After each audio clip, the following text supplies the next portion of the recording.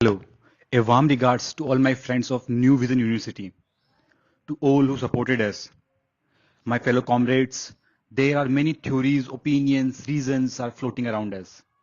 A genuine curiosity is which we want to address. Is that why we left Georgia?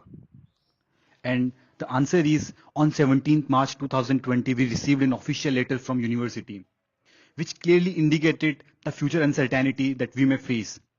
At that time, Georgian media was also claiming that government may impose emergency. Now it is easy for you to criticize our decision, but at that time it was best to leave the country and to reach to our parents in the pandemic situation. Some of us were already at home because vacations were going on. Some of you asked that why we are being so aggressive, why you opt this way. I want you to know that we deeply respect values, vision and ideology of NVU and try to work within those boundaries. We deeply disheartened because of this cold hard approach towards foreign students problem. We are not getting a satisfactory answer to our queries about the mode of examination, despite sending them many follow-up mails.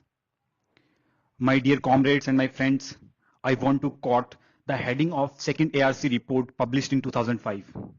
In that report, it was clearly mentioned that transparency is key to good governance.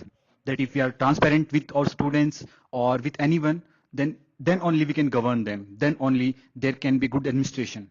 NVU administration must clarify their take on mode of examination so that we can plan our future activities accordingly.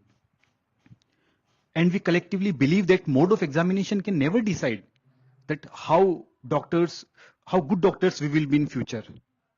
Our knowledge, practical exposure, and our approach to indulge with others' problem and ability to associate with others' pain will decide that how good doctors we will be. Some people may think that life is easy for us in our hometown, but things are not always as they appear. Even we are dealing with not only COVID, but to the flood and other natural calamities. Even I lost two of my relatives in this flood. And now we are facing economical crisis also. I'm really sorry for being such personal here.